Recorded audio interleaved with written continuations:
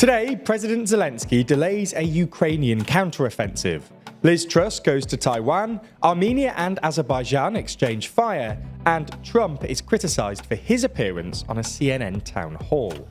From TLDR News, this is your daily briefing for Thursday the 11th of May, 2023. Ukraine has delayed its long-awaited counteroffensive for a little while longer, as President Volodymyr Zelenskyy says his country still needs more time to prepare. The anticipated counteroffensive comes after a winter in which battle lines remained relatively unchanged and a series of deliveries to Ukraine of weapons, ammunition, vehicles, and more from Western nations. Speaking in an interview in Kyiv, Zelenskyy said Ukraine's combat brigades are ready and that they could go forward and be successful, but added, "We'd lose a lot of people. I think that's unacceptable, so we need to wait. We still need a bit more time." The army still needs some things like armoured vehicles, which are arriving in batches. Zelenskyy vowed to give Russia an unpleasant surprise when the counteroffensive eventually begins. If you've watched previous episodes of the Daily Briefing, you'll know that this planned counteroffensive has been discussed and hyped up for quite some time now. Some Ukrainian officials have been attempting to manage expectations. Just recently, the Ukrainian defense minister said the expectation from our counteroffensive campaign is overestimated in the world. Most people are waiting for something huge, adding that he fears it may lead to emotional disappointment. Even with a new stock of Western-supplied weapons and training, the challenges of launching an effective counteroffensive are huge. We don't know exactly where along the 900-mile front line the Ukrainian push will happen, but Russian forces have had months to dig in and fortify their defences. As such, it's likely that we won't see a repeat of the scenes that surprised many last year of Ukraine's forces pushing back the Russian military from Kyiv, as well as taking back swathes of occupied territory in the south and east. Meanwhile, on the ground in Ukraine's east, the brutal battle is continuing for the town of Bakhmut, which has been Russia's main target for months. The Russian private mercenary group Wagner, which has been spearheading the Russian assault, claimed a Russian brigade fled its positions on Tuesday, something that has also been claimed by a Ukrainian commander. The Kremlin has not commented on the claims, but spokesperson Dmitry Peskov acknowledged that the war is very difficult. Nevertheless, he says he has no doubt that Bakhmut will be captured and will be kept under control. There's more on the way, but be sure to subscribe and ring the bell to make the daily briefing part of your daily routine, or just search for us on your podcast app to listen along.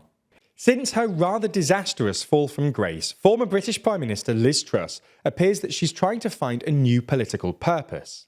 It was reported last week that she'd planned a trip to Taiwan in order to show solidarity with the Taiwanese people in the face of aggression from Beijing. However, it seems that not everyone is particularly pleased with Truss's new career move. Alicia Kearns, the Conservative chair of the Foreign Affairs Select Committee, has branded this as the worst kind of Instagram diplomacy. She went on to claim that Truss's trip was little more than a vanity project. In fact, Kearns went even further, arguing that the trip could make life worse for the Taiwanese people, who already have to live with a higher degree of Chinese military action following the visit by Nancy Pelosi, the then Speaker of the US House of Representatives, last year. Ultimately, it seems like the trip threatens to undermine the UK government's approach to Chinese relations. The Foreign Secretary, James Cleverly, has recently argued that we should not pull down the shutters on China, something that a former Prime Minister visiting Taiwan could do. So that's Taiwan, but things are also happening further west. Just days ahead of EU-hosted peace talks between Armenia and Azerbaijan, the two neighbouring countries have blamed each other for an exchange of fire along the border, which killed one person and wounded 4 others. Azerbaijan's defence ministry said an Azerbaijani soldier was killed after a provocation from Armenian forces, adding that Armenia had once again violated the ceasefire agreement with large-caliber weapons.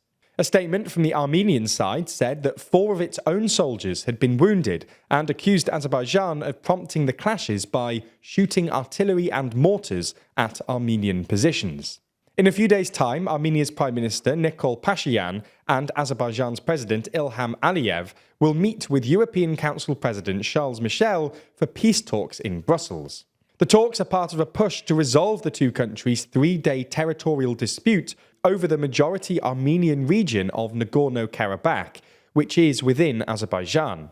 The US said last week that tangible progress had been made towards ending the dispute after a meeting in Washington. Following the recent clash, Pashinyan accused Azerbaijan of trying to undermine the talks, but said he would still attend the summit, but with very little chance of signing a peace deal. He said the draft deal is still at a very preliminary stage and it's too early to speak of an eventual signature. Moving on now from Armenia and Azerbaijan to the US. This week, former President Donald Trump was found liable for sexual assault in a Manhattan court case. He was ordered to pay E. Jean Carroll $5 million in damages in what many believe to be a major potential setback to his 2024 run for president. However, in a town hall with CNN, the former president hit back, claiming that his sexual abuse verdict would actually help him win the 2024 election. He bragged that his poll numbers actually went up and called his accuser a whack job. His comments were actually met with applause in the audience. While many were critical of Trump and his behaviour in the town hall, some on the left were critical of CNN themselves for allowing the former president to steamroller the host, Caitlin Collins. Alexandria Ocasio-Cortez, a New York congresswoman, tweeted that CNN should be ashamed of themselves. They've lost control of this town hall. The audience is cheering him on and laughing at the host. Others were critical of the fact that CNN had even invited Trump on, with the chief executive of Media Matters for America describing the event as a transparent attempt for CNN to goose their ratings. We're going to end the main section of the daily briefing with some uplifting news. In the first quarter of 2023, for the first time ever, British wind farms generated more power than gas. A report by Imperial College London said that 32.4% of British electricity came from wind farms in the first quarter of the year, compared with 31.7% from gas power plants. Compared to the same quarter a year before, wind power rose by 3%, while gas fell by 5%. Imperial College London's Ian Staffel said there are still many hurdles to reaching a completely fossil fuel-free grid, but wind outsupplying gas for the first time is a genuine milestone event.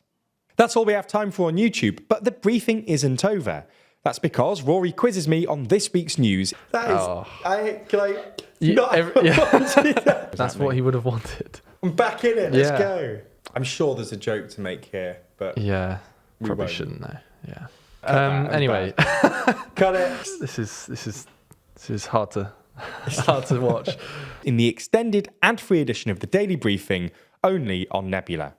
And before we go, we have a big announcement. Our show This Week in Parliament is back. Take a look at this.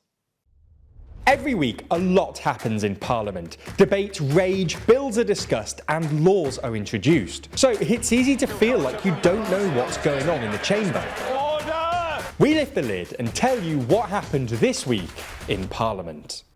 This Week in Parliament, our weekly rundown of what's really going on behind the doors of Westminster, has returned exclusively to Nebula.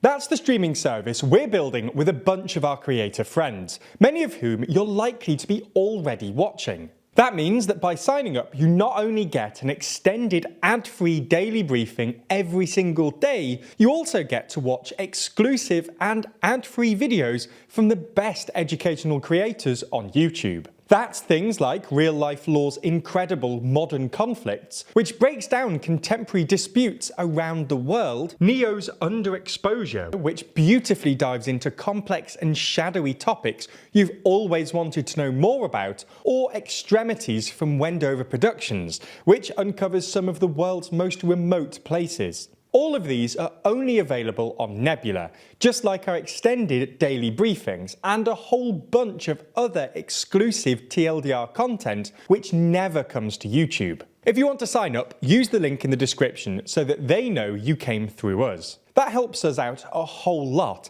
as does watching on Nebula more generally. So thanks for signing up, and we'll see you on Nebula.